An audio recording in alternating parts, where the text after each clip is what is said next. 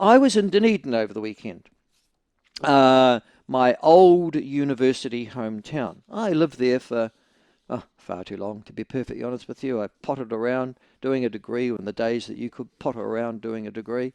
Uh, did a lot of life living and all those sorts of things before I decamped to somewhere very much like Dunedin, Wellington, for my first real job. But when I was in Dunedin over the weekend, I went to a sort of a lefty liberal type store to get actually gluten-free bread. They make it. As you know, I've got celiac disease, so I love gluten-free bread. And I went to this place. It's opposite the Southern Cross Hotel. Sorry, don't know its name. I think it's in High Street, and it's sort of alternative, I guess, but sort of middle-class upmarket alternative. You don't see people from Brockville or North East Valley shopping there. You see people from sort of Maori Hill. And what's the other nice places they've got up there?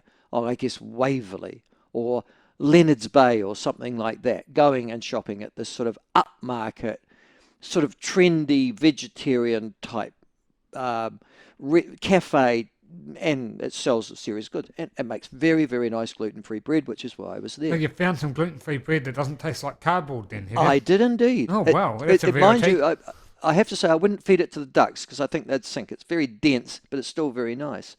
Anyhow, the as I was coming out of there and I'd purchased my gluten-free bread and going, gosh, this will be good. Put one in the freezer. And they've actually got bread making kits, Josh, which I was even more impressed with. So Oh, you can that's just quite put cool. it in the bread maker at home. Ah, listen, that's serious. Oh, the bread maker's a great invention. It is indeed, but I have never been able to get proper gluten-free bread mix, but bang, they've got it. So I bought those as well. Anyhow, as I was walking out, I was assailed by quite attractive woman, really, but alternatively dressed, probably about the same age as I was, maybe a little younger, who said to me, fixed me with a beaded eye. You know, one of those beady eyes. You know how a woman can sort of turn their head sideways at you, Josh, and give you an eye that is clearly disapproving. So they don't need to do anything else. They don't need to swear at you or anything like that. But clearly you are something that they've picked up on the bottom of their shoe. Yeah, they're very good at that. And and middle age, no, particularly sort of women on that cusp between middle age and elderly have got it. They're sort of anything between the age of probably 55 and 70. But women of that age can, with one glance, let you know that you are the most vile, revolting, and to be perfectly honest with you, offensive individual they have ever met in their life. And really, you should be ashamed of yourself. Okay? So anyhow, I got that look, all right, as I was leaving. And my immediate reaction, unfortunately, was to do what I've just done now, which was to smile like that, because I thought, God, you don't even know me, but boy, as your lip No, curls so you and just your made eye, everything worse then by doing that. it was just, and so I just smiled and went and laughed. And she then said in a crisp, clipped manner, the kind of crisp, clipped diction that you would expect from a spinster secondary school English teacher at a girls' school. You know, those ones. Sort of the thin ones with the waspus face who know way too much about Shakespeare and Jane Austen. Those ones. Anyhow, with that clipped diction said to me, why don't you leave her alone? And I'm by myself, Josh. And there isn't a woman near me. Why don't you leave her alone? Actually, I think it was my. Well, that's very impressive. You didn't have to do anything in your Now roundabout. I was with no female at all. Apart from her, there wasn't a woman in sight, Josh. But why don't you leave her alone? It was if I had clearly taken to my spouse or somebody close relative who was female, and after a rather hard night on the kava, alcohol, methamphetamine, or some combination of all three, started beating up my, better half. which would never happen. It would work the other way. But, just it was like that. And I went, and then I said, which woman are you referring to? And I've now entered a conversation, Josh. Now, this is the wrong thing to do. It just keeps getting worse, doesn't it? I've just plunged into a trap of my own making.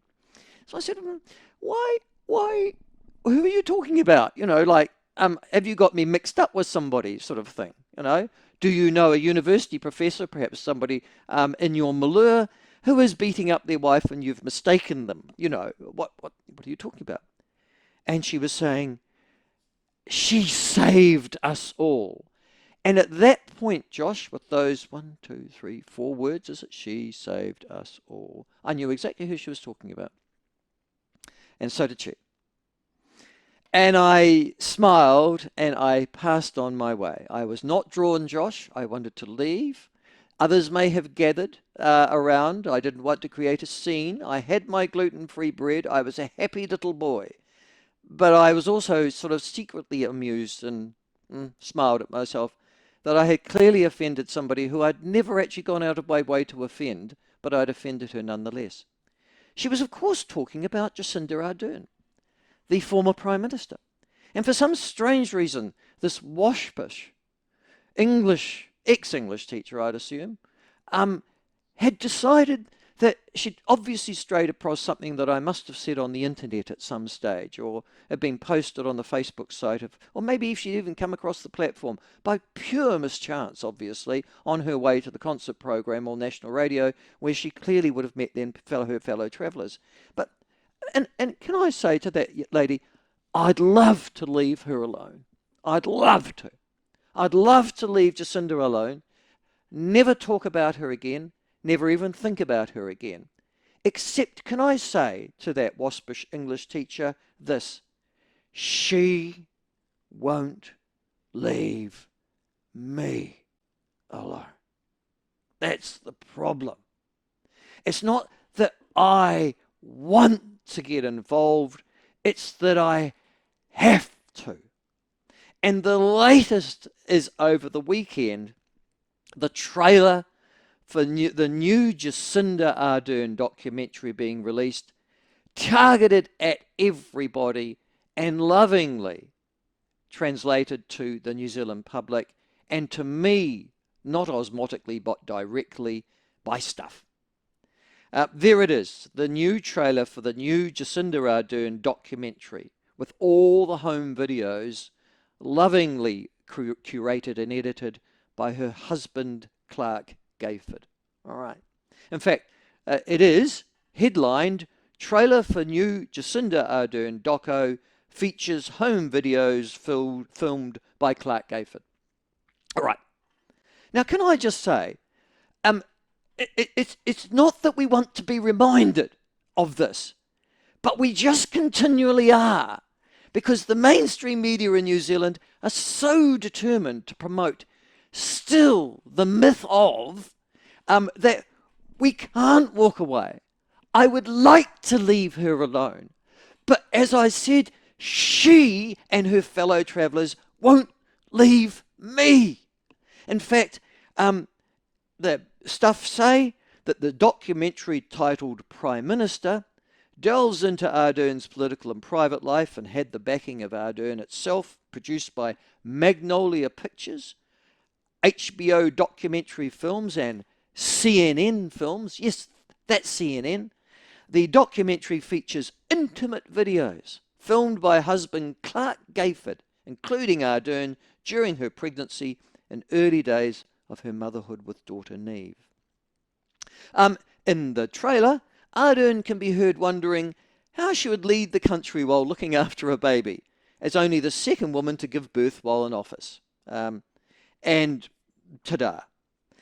Co-directed by New Zealand-based Michelle Walsh, who also directed the Richie McCaw doco Chasing Great, and US filmmaker Lindsay Utz. The film will hit US cinemas from June the 13th. It's not yet known when it'll be available in New Zealand, but I'm sure I'll get told.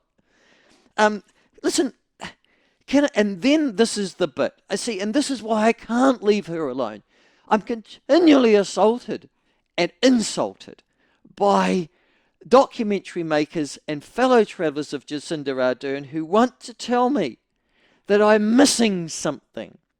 The directors in a world, and this is it, and this was what the trailer says, in a world unaccustomed, no, in a world accustomed, sorry, I should have got that right, in a world accustomed to hardened masculine leadership, Jacinda Ardern led with an unapologetic commitment to empathy and compassion.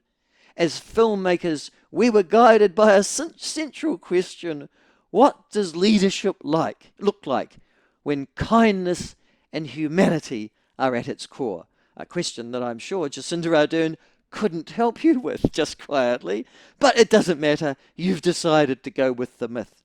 Listen, I'd like to leave Jacinda Ardern alone. I'd like to say, Dane, enjoy your retirement. Look after Neve and Clark. Go and enjoy a different country, a different culture. Learn a little bit of introspection, perhaps a self-help book or two. But I can't.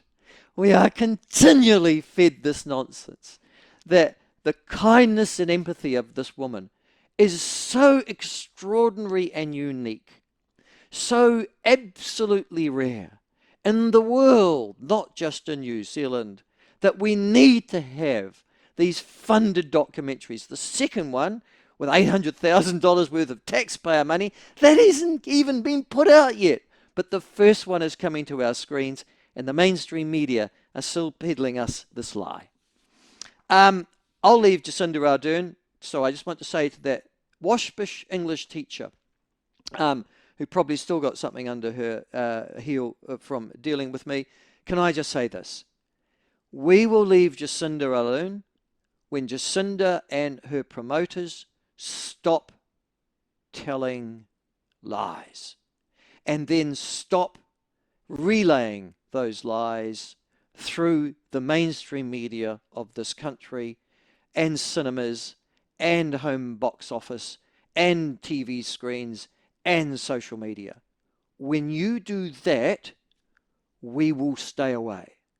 But until you do that, until you stop flipping us the middle finger every time saying, we don't care, we're myth-making here, and if you don't believe the myth, you're the problem, Michael Laws and the platform won't be leaving her alone.